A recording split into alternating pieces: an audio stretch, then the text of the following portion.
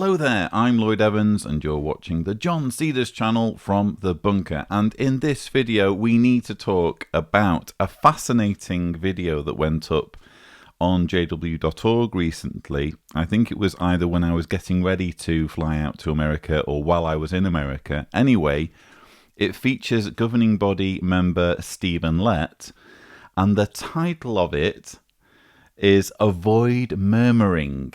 So some really fascinating material here that we absolutely need to talk about. So without further ado, let's roll the first clip.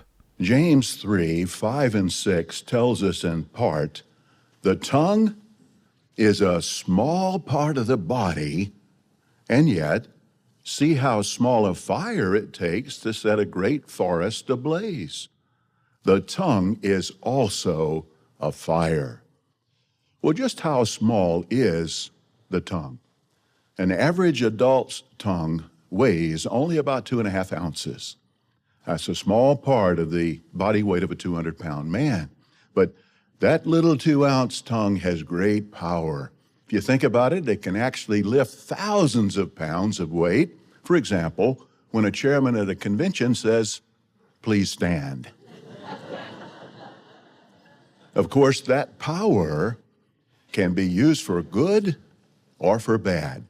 And the warning in today's scripture text, if we're not careful, it can cause great damage, just like a tiny lighted match flipped carelessly aside can burn thousands of acres of beautiful trees to the ground. So as you've probably guessed, what we're being treated to here is an extravaganza of cult control, of fear-mongering, of essentially telling Jehovah's Witnesses, you do not get to criticize us. You do not get to criticize the organization. You do not get to criticize your elders or any aspect of the authority that we're placing you under. And to drive home this point, they're singling out this scripture in James about the tongue and its destructive force. And I would agree, the tongue can be destructive. You can use your tongue, you can use your speech in a way that is hurtful, or you can use it in a meaningful, purposeful way. And sometimes criticism is needed. In fact, if there is an abusive, corrupt, misleading, manipulative regime in place, how else is it going to be countered or even overthrown if everyone is persuaded to keep quiet, if everyone is told, well, actually, if you say anything, you're the one who's being destructive? One of the main mantras in my life that really guides my work and my activism and the videos that I make can be found in the words of Christopher Hitchens when he said, "Never be a spectator of unfairness or stupidity. Seek out argument and disputation for their own sake. The grave will supply plenty of time for silence." If something is wrong, if there is some injustice, if there is some corruption, you need to speak out about it, or at least someone needs to speak out about it, because by the time you're dead, your chance has been and gone. So it's absolutely crucial that whistleblowers are able to come forward and express criticism when the criticism is warranted and needed. And this talk by Stephen Lett is designed to convey the opposite message, to tell witnesses that they should be quiet, that they should never ever speak out or in any way murmur against their leaders. Well, what are types of speech that can be like a destructive fire? Lying, slander, backbiting, harmful gossip, and false teaching, a few examples. But during our discussion, let's talk about a type of speech that may be more subtle, more insidious, but nevertheless is very harmful. What is it? Murmuring. Let's discuss avoid murmuring. Now, what is murmuring? According to the dictionary, to murmur means to make low, continuous, indistinct sound or succession of sounds. Of course, in nature, there are many very pleasant murmuring sounds. For example, it's pleasant to listen to gentle breezes murmur through the leaves of trees. It's soothing to listen to a small stream murmuring its way through a forest or down a mountain slope. But the same cannot be said about murmuring by the human tongue. It is far from pleasant. One dictionary said that murmuring by humans means complaining in low, mumbling tones, grumbling. The Watchtower said that the Hebrew term meaning to murmur can also mean to growl. When we're out in service and if a dog growls at us, it's not a pleasant sound that draws us. We want to distance ourselves. So Stephen Lett begins this segment by identifying various ways in which the tongue can do immense damage. And one of the examples he gives us is that of false teachings. Of course, there are many teachings that he and his colleagues either dream up or perpetuate, having inherited them from previous generations of Watchtower leaders, that are demonstrably false or spurious or in some way don't hold water. But how on earth are we supposed to identify these false teachings if no one is allowed to criticize?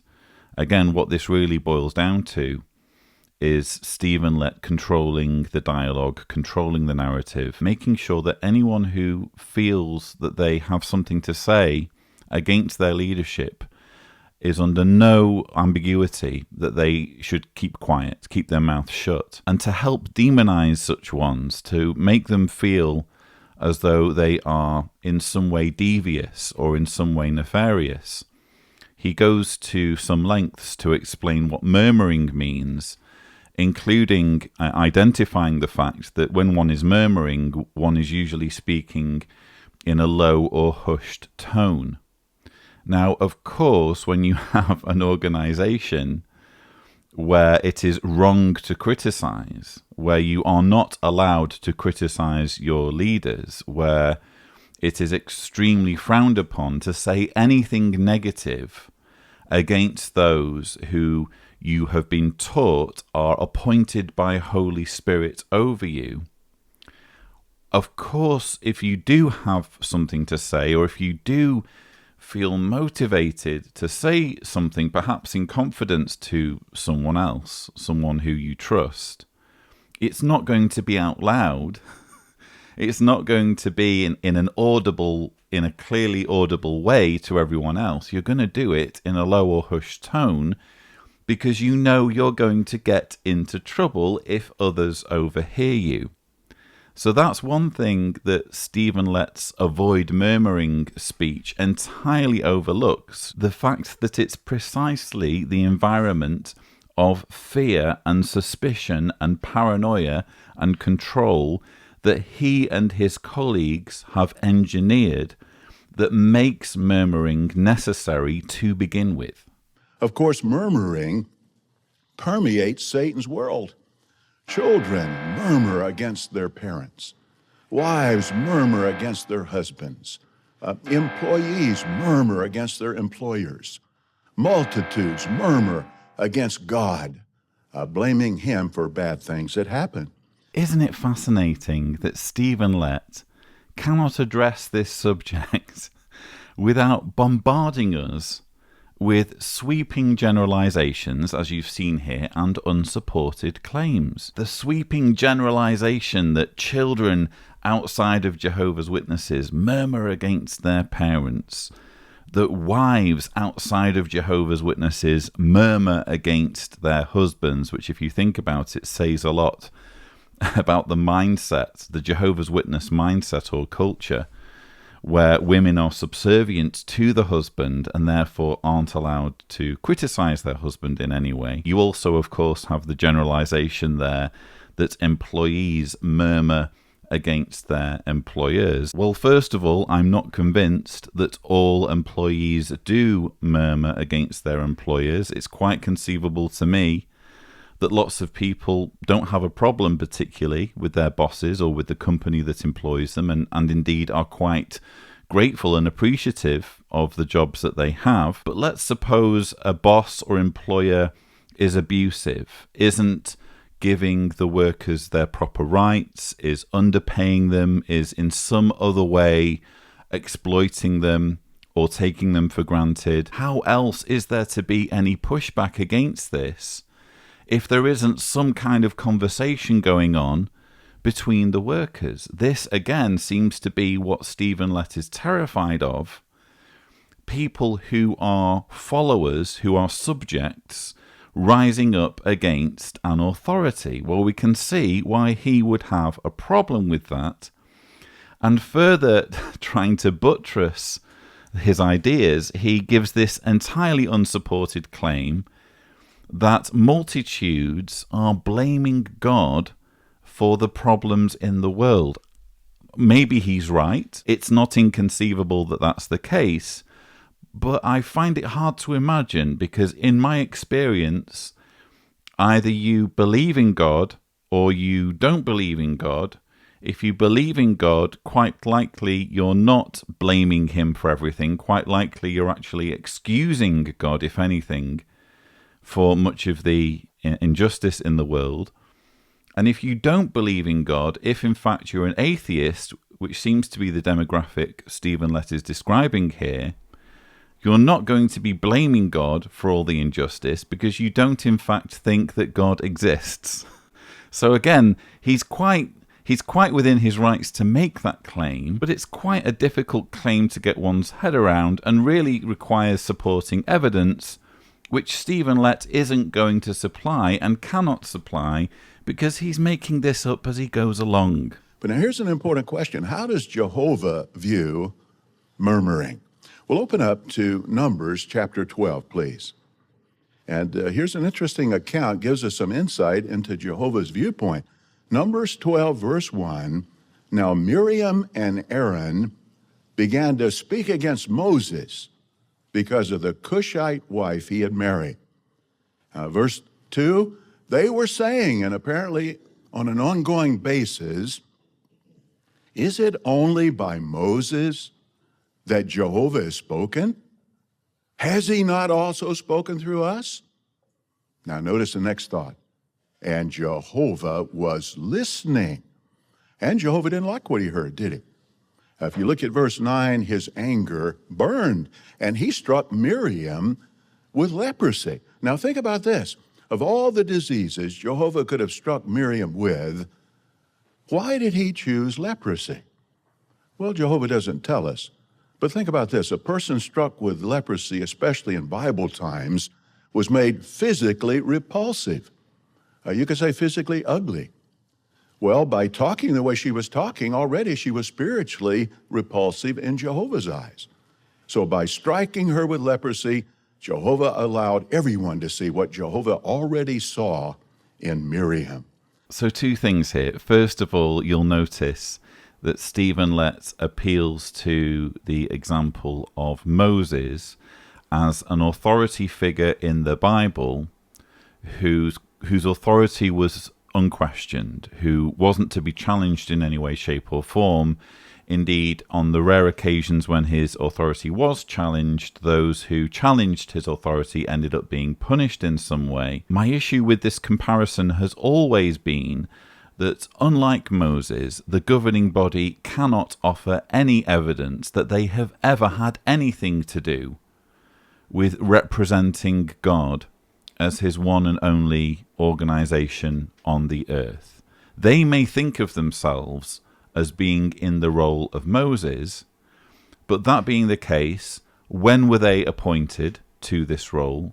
What evidence can they supply to prove that they were appointed? Because let's face it, many religious leaders make this same claim. They're never going to be able to supply this because their theology is simply that invisibly in 1919, an invisible Jesus granted their predecessors authority, which of course only means that their predecessors had authority. How can it be said that simply by the process of people dying and new people being appointed, that they still have this authority that was invisibly granted to Rutherford and his associates in 1919. Moses, if you take the Bible literally, could at least point to multiple miracles that he'd performed. He could point to the crossing of the Red Sea. He could point to the 10 plagues. Any number of examples where supernatural powers appeared to be at his disposal when he was representing God. So he had at least something to go on. The governing body has nothing to go on, and yet they repeatedly liken themselves to Moses. You also have this fascinating Bible account where Miriam is made leprous by God for daring to challenge Moses' authority. And fascinatingly, this is a positive story. Oh yes, the woman is made ugly. The woman is made physically repulsive because what she was saying was already repulsive to Jehovah. And Stephen Lett almost gloats over this outcome as though it was a completely healthy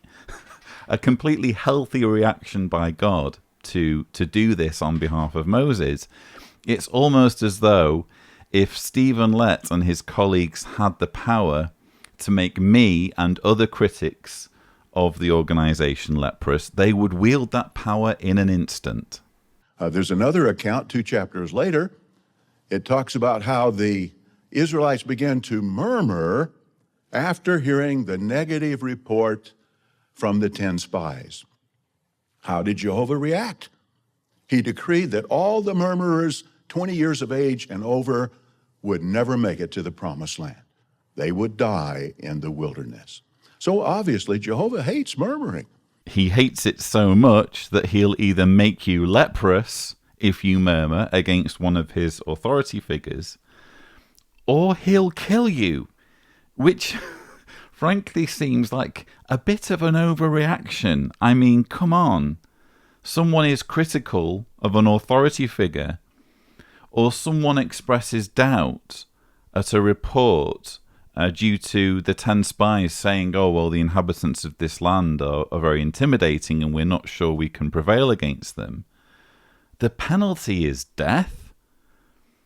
Surely killing someone is worse than someone being skeptical or cynical or critical in some way. This is one of many examples of the punishment far outweighing the crime that you will find in the Bible and especially in the Old Testament. But again, Stephen Lett seems to relish this style of quote-unquote justice that we see in the Old Testament. And isn't it interesting? I've made this point numerous times, that of those who crossed the Red Sea, I forget how many million Watchtower claims it was, how many million Israelites fled Egypt, fled the oppression and cruelty of the Egyptians, which at least meant that they had food in their bellies and at least meant that they were alive, by the way. And they flee across the Red Sea only for them to all die in the desert. If you read the Bible and if you consult Watchtower publications, it says that only Joshua, Caleb, who was one of the 10 spies, or the only spy, I should say, that gives a favourable report, and a few Levites, they are the only adults to successfully cross the Red Sea and 40 years later help inhabit the Promised Land. Everyone else dies in the desert, and apparently it's because they dared to criticize the decisions of their leaders. So obviously, Jehovah hates murmuring. You could say he abominates it. But now the question is, why? Well, let's briefly discuss 3 reasons. 1, it breeds discontent, both in ourselves and in others. Jude 16 speaks of murmurers complaining about their lot in life. And it's true, the more a person complains about his lot in life, then the deeper the discontent becomes in his own heart. And since murmurers never keep their complaints to themselves, it sows discontent in others, see. And if you think about this, who was the original promoter of discontent with one's lot in life? Satan the devil. He succeeded in sowing discontent in Eve's heart. So a murmurer is actually imitating the methods of the devil. And apparently a murmurer reminds Jehovah of his archenemy Satan. And that's certainly something no wise person wants to do, remind Jehovah of Satan. Well, what is the antidote? Cultivating contentment. 1 Timothy 6:6, there is great gain in godly devotion along with contentment. And several scriptures talk about contentment. And when we count our blessings we have from Jehovah, see, we can be content, can't we? No matter what our circumstances now. What Stephen Lett is here advocating is the concept of thought crime. He's saying, well, the first reason why murmuring is wrong is because it breeds discontent. And in fact, the more you murmur, the more discontent you're going to feel, the more dissatisfied you're going to be with the status quo. You're also going to persuade others around you to be discontent. So the antidote to at least this aspect of murmuring is for you to feel contentment, to make yourself content, to make yourself satisfied with the status quo. In other words, there is no justifiable reason why you would be murmuring to begin with. So if you could just edit your brain, please, and just stop yourself from thinking the things that you were thinking about what your leaders are doing, about what your elders are doing, and just make yourself content, that will solve the problem. And he even goes as far as to suggest that if you don't do this, if you in fact continue murmuring, if you continue to fail to be content with your lot in life, then you're being like Satan. You're reminding Jehovah of Satan. Just astonishing the levels here of arrogance, of manipulation. When you reach the point where you're saying to your followers, agree with my authority, agree with the authority of my colleagues, and any who I place in positions of authority over you, or you're as bad as the devil, what does that say about this organization? Could they possibly be more culty? A second reason Jehovah hates it, it incites hatred. Again, both in our own heart and in others. Open up to Proverbs chapter 17, please. And here's an interesting scripture on this. Proverbs 17, verse 9. Whoever forgives a transgression seeks love, but the one who keeps harping on a matter separates close friends. So notice, love should move us to cover over, forgive the transgressions of others. But if we don't do that, we keep harping about their transgressions, murmuring about them, see, then hatred for that one grows in our own heart. And how does it affect others? Well, again, it sows hatred in their heart. The Watchtower some years ago had a little article, Why Keep Free from Murmuring? And it gave an example.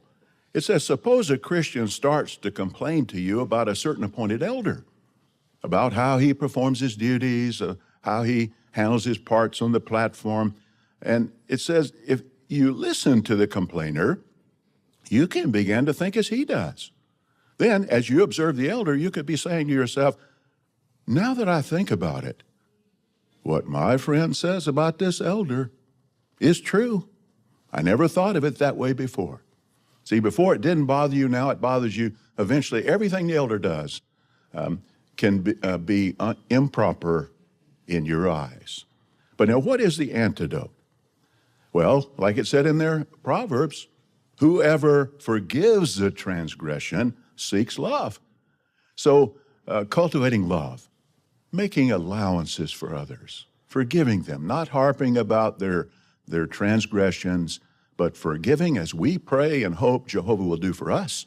Yes, let's make some allowances here, shall we? Let's forgive.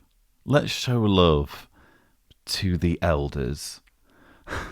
Of course, when it comes to disfellowshipping and breaking up families and making people estranged from everyone they love and care about, elders have a bit more latitude.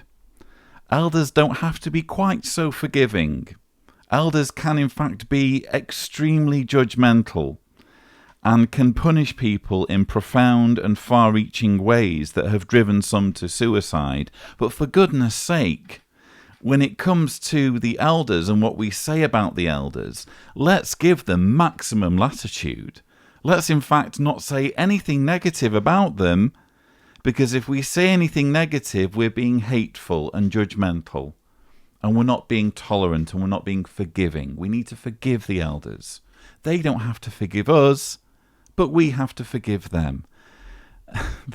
This part of Stephen Lett's speech, just honestly, just when you think you can't be surprised by what these guys are saying, just the double standards here are astonishing. It's one rule for the elders. It's another rule for the rank and file. But the other thing that really surprises me about this, and again, nothing should really surprise me at this point, but Stephen Lett is here contradicting what you could argue is a foundation of the organization, which is the gossip culture. He's telling witnesses, he's telling members of a congregation that they shouldn't murmur against the elders or be in any way critical, even though when you actually read the Shepherd book, as I've recently been doing in a series of videos with some of my friends and colleagues, dotted throughout the book, almost from beginning to end, you have repeated reference to the fact that witnesses in a congregation will talk to each other about other members of the congregation, and especially the elders, in ways that are either positive or negative, and elders are even asked to make decisions based on what members of the congregation are saying to each other. So it's all very well for Stephen Lett to say, well, you shouldn't, how dare you even think of saying anything negative about the elders? But the book that he and his colleagues hand out to elders actually anticipates for there to be this sort of chit-chat going on, so that if all of this gossip were to just evaporate and just melt away, whole bunches of text in this book would no longer make sense. Let me give you one example. It's in the section under Chapter 8, Situations that Require a Review of an Appointed Brother's Qualifications. Section 23 deals with an elder or ministerial servant who has allowed a disfellowshipped or disassociated family member to move into his home. Just think about it, the horror. An elder or servant has allowed maybe their son or daughter who's disfellowshipped to actually move back under their roof. And so there's an entire paragraph weighing the pros and cons of allowing such a person to continue to serve in any position of authority in the congregation. And towards the end of paragraph 23, one of the questions that elders must ask themselves is the congregation disturbed by the brother's decision? Have a number lost respect for him? Remember, according to what Stephen Lett's just been telling us, there shouldn't be any negative talk or any murmuring against the elders. But the Shepherd book here is anticipating for there to be negative talk, is hoping, in fact, that if it's a case of an elder or servant having something to do with someone who's shunned, they're hoping that there's going to be negative talk. They're hoping that a number in the congregation will be disturbed and will have lost respect. And how are they supposed to know this if they haven't overheard people talking, overheard people gossiping? So it's all very well Stephen Lett telling us, oh, you should never say anything negative against the elders. But he's got some explaining to do in terms of the shepherd manual that he insists all the elders follow, which seems to have been written on the basis of the fact that there is a gossip culture in Kingdom Halls in which witnesses will say negative things about elders, including judging elders if they do anything that transgresses what the organization lays out for them. But now the third reason Jehovah hates it, it manifests pride. Korah, Dathan, Abiram, remember they murmured against Moses? We've had enough of you. The whole assembly is holy, all of them, and Jehovah's in their midst. Why then should you exalt yourself above the congregation of Jehovah? See, their murmuring was an outward expression of an inward condition, pride. And we know how Jehovah reacted in that case. But now what's the antidote? Humility. See, lowliness of mind. Not trying to tear others down with our talking to elevate ourselves, but lowliness of mind will protect us. Again, you have this appeal to the authority of Moses. Stephen Lett and his colleagues genuinely see themselves as the modern-day equivalent to Moses, so that just as Korah, Dathan, and Abiram were slaughtered, were executed by God for daring to challenge the authority of Moses, this is the fate that apostates like myself can anticipate when Armageddon comes. I'm going to join the 7.5 billion non-Jehovah's Witnesses who will be slaughtered at Armageddon, whose remains will be pecked at by birds. Stephen Lett sees himself in this Moses-like role, but can't offer us any kind of evidence, anything approaching any kind of evidence, to support this mandate to rule. All he can give us is the heavily debunked, long obsolete 1914-1919 theology, which he and his colleagues are clinging to because they lack the imagination to come up with anything more, more satisfying or more modern or more creative. They can only repeat like a broken record what previous generations have said, even though with each passing decade, again, this old theology, this idea that the organization was chosen in 1919 just gets more and more laughable. We just have to take it at face value. We have to put our faith in what these men are saying and lavish them with the respect and the glory that they seemingly crave, all the while they are lecturing us on the need to avoid pride and the need to cultivate humility.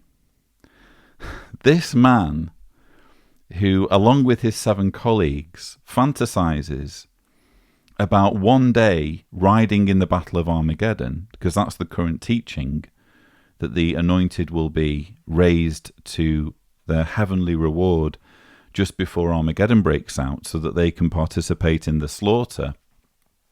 He fantasizes about sweeping round the globe on his flying heavenly horse, laying waste to billions of men, women, and children for daring to not accept his authority when the time runs out and when Armageddon comes.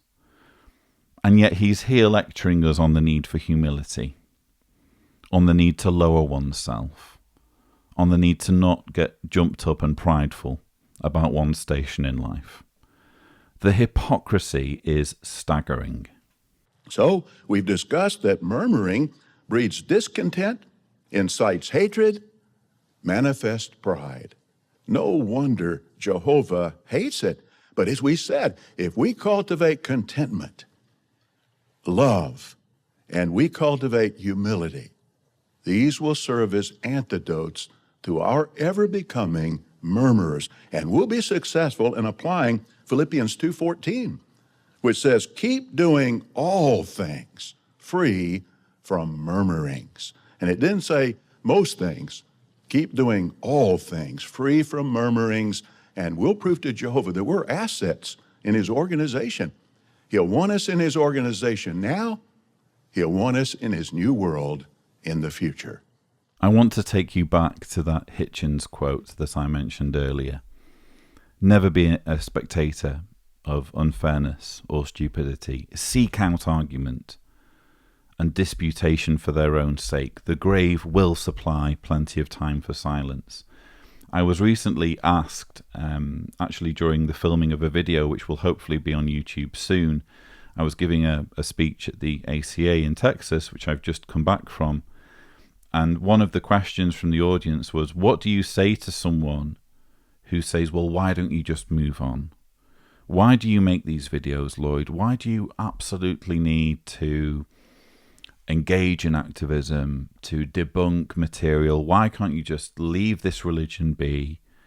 Why can't you move on with your life? Why can't you find something else, anything else to do, but devote all this time to criticizing this organization? And if you think about it, someone who would make such an argument, and this was just a hypothetical question, by the way. I don't think the person was telling me to silence myself, but I do come up against people in the YouTube comments who repeatedly kind of throw that at me. Oh, why don't you just move on? As far as I'm concerned, people who seriously suggest that I should keep quiet about a corrupt, abusive, deceitful, manipulative organization and their leadership, they're not all that far removed from what Stephen Lett is saying here.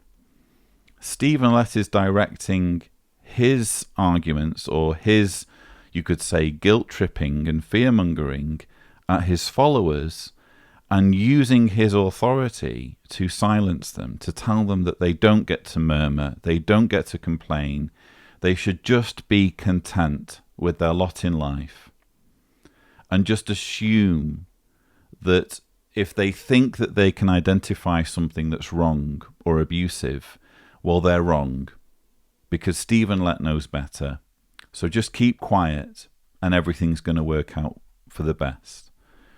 For me, this kind of rhetoric isn't all that far removed from those who would tell you that when you move on from an abusive organization, when you leave, this entails or requires that you also have nothing to say about it, that you don't warn others, that you don't try and raise awareness, that you don't try and give a voice to abuse survivors, that you don't try and alert the media.